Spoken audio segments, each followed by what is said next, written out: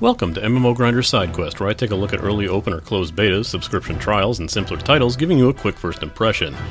Today I'll be looking at Heroes of the Storm, Blizzard's entry into the ever-growing MOBA genre, despite Blizzard being arguably and marginally responsible for the genre in the first place. You know, because they were spawned from mods in StarCraft and Warcraft 3. I'm not going to get into this. Let's just see how the game plays out and what, if anything, it does differently. These are the kind of graphics I pretty much expect to see out of Blizzard at this point. They're polished, but not overly fantastic. They hold true to their style and polish, remain recognizable as a game that's uniquely theirs. It's not so much the graphics being realistic, flashy, or overly fanciful, but there's plenty of attention to detail in animations, which is kind of impressive if you bother to notice them. It took me a few looks before I noticed the locks on the opening gate undo themselves, rather than simply vanishing or sinking into the floor. It's kind of a stupid thing to notice, but I'm pretty tapped out when talking about graphics pertaining to this genre. Music is something I can note more about, as once again, Blizz's sound team is nothing short of amazing. And the main theme of the game is simply awesome. Heavy guitar rock backed with strong chorus chants and massive orchestral swells. Then again, they're more noticeable as menu themes, and what plays in the matches itself is far more muted and less commanding of your attention. Half the time I'd fail to notice it's there, but it's all very well crafted and much better appreciated outside of the game. Sound, of course, is standard to what you'd expect from Blizzard and MOBAs in general, making sure to take great care in differentiating each sound so it can be iconic to the character and skill, making it easier to identify what's being used on you at a distance, provided you've played enough to recognize the sounds. You'll also be provided with plenty of voice work, which Blizzard's classic tongue-in-cheek humor shines through, and each map features its own announcer. There's plenty of character interactions when performing kills and attacks or undergoing status effects. Allied players low on health who near another ally will even hear that player's specific character tell them to head back and heal. Similar to Strife, another MOBA looking to place focus on teamwork, Heroes of the Storm allows players to choose what character they wish to play before they queue up for a match. While this, of course, alleviates the issue of having players insta-lock their preferred heroes upon match start, or arguing over their choice of hero, this does pose a problem of not being able to choose your character for the sake of better synergy.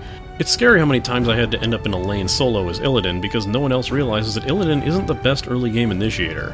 And yes, I said Illidan as in Illidan Stormrage of Warcraft. This game is somewhat like a Smash Bros. Style intergame celebration of Blizzard's franchises in MOBA form. Characters from Warcraft, StarCraft, and Diablo adorn the roster.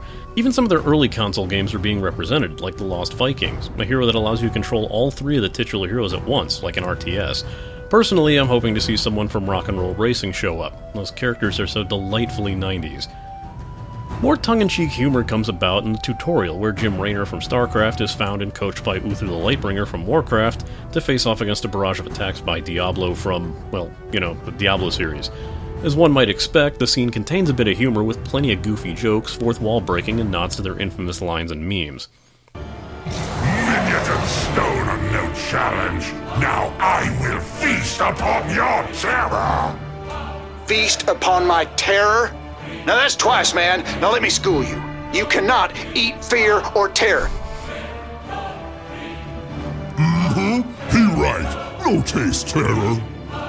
You see? Stinky here gets it. Enough! Something you might notice when you get into a more traditional practice match is that, unlike every other MOBA out there, kills are not confined to your character. Kill a minion, the team gets experience. Kill a hero, the team gets experience. Everyone on the team. The same amount of experience. Everyone on the team levels up together. More competitive MOBA players may argue this kind of system would allow a bad player to just coast through the match without pulling their weight. Regardless, this extra focus on teamwork and not inter-team competition helps alleviate a lot of the potential problems with the genre's community. In fact, the scoreboard even gets a light rework, combining both kills and assists into one stat, simply labeled takedowns. Even the finishing blow is downplayed when a kill is performed, showing only in a small pop-up in the corners of the screen for a second instead of proudly displaying it front and center of the view screen. There won't even be any fighting over MOBA traditionals like gold and item builds, because they simply don't exist. Instead, all your skills, with the exception of your ultimate, are granted immediately, and every few team levels, up to level 20, you can choose one option to modify your skills, such as increasing the power, or adding a slowing effect, but in turn you'll lose out on every other option that was available. Your character even has a choice of 2 ultimates when it comes time, such as Raynor being given access to a battlecruiser that sieges enemy buildings and players, or a pair of wraiths that he can assign to attack select targets. Secondary ults and far more skill modifications will be granted with your hero level, and will all be unlocked by hero level 4. While the main MOBA map style remains somewhat the same, 3 or 2 lanes, gates with 2 towers on either side, between the lanes are jungle camps, and there's plenty of areas you can hide your character in. Past the gate is a keep, a healing fountain, and a few more towers, finally exposing your way to the core, which is the goal structure to be destroyed to win the match. Simple, pretty typical stuff. A few key differences include the ability for towers to run out of ammunition if they've given out enough attacks, which will take a good while to reload and leave them vulnerable for counterattack.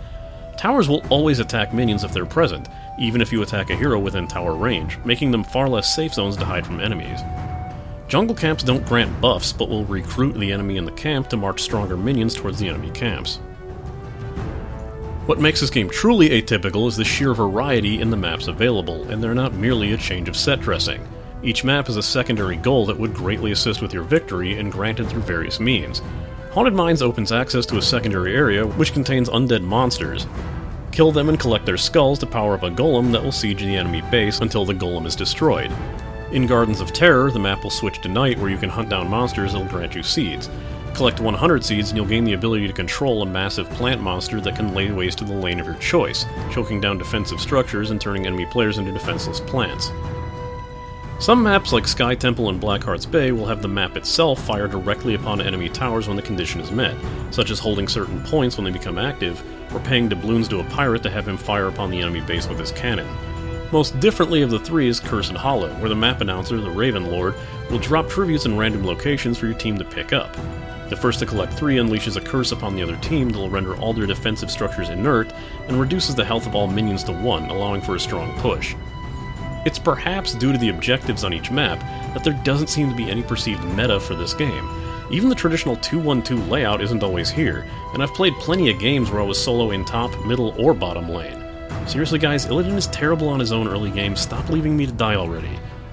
Instead, players are constantly on the move, choosing fights when available, and the random nature of the objectives will have players all over the map when applicable. There's no real laning phase and no set roles like jungler to turn the game into a shouting match of who should do exactly what, exactly when. Not that this hasn't stopped more than a few players from trying to apply standard MOBA tactics to the game, or trying to chase down players to increase their kill count while ignoring the objectives, as any team focused on the objectives will likely destroy them in seconds. Fast travel comes in the traditional B to recall using the Hearthstone, as well as granting mounts to certain heroes by pressing Z to mount up. Other players without mounts, or already are mounted, might have Z operate as a speed booster or a quick teleport to another area of the map. Since shopping for items isn't part of the game, there's no reason to go back to base unless you just wanted to heal up, or you needed a quicker way to go back and defend. In this light, this game also has regen globes that occasionally will drop from enemies, or healing fountains that you can use once every 100 seconds near your base's first gate. Keep in mind, all players can use the healing fountain with their own cooldown, so don't worry about stealing the fountain from another allied player that might need it more. It's another point in cooperation's favor. There are several modes of play, nothing out of the norm. Training lets you play with and against computer-controlled players, and the enemies in this mode are stupidly easy and have no sense of self-preservation. Use it to get easy XP for newly played heroes and get a better feel of how your character plays out in battle. If you want more of a challenge and want a feel for how your teammates might act in this game, you can choose Versus AI to play a match against much harder bots. Recently a feature was allowed for AI teammates as well if you'd rather keep the match to you and your friends instead of other players. Quick Match is standard PvP, and like a few other recent MOBAs, you can't communicate with the opposing team, and even have the option to shut off allied chat or messages from non-friended players. I see Blizzard's been paying attention to the genre here. Muting the community, at least from this perspective, doesn't seem entirely necessary. Most players are cooperative, if not blunt, and aren't beneath using inter-community lingo with strangers or shouting down players who don't play their exact standard. Of course, you'll still get the occasional blame shifters and mouthy kids spewing Channer lingo, but it's come to be expected in any online game at this point. Case in point is, ignoring people is easier than ever in this game. Despite that, the game does seem tailor-made to alleviate a lot of that contention in the genre itself, making it far less about individual glory by simply not celebrating individual glory.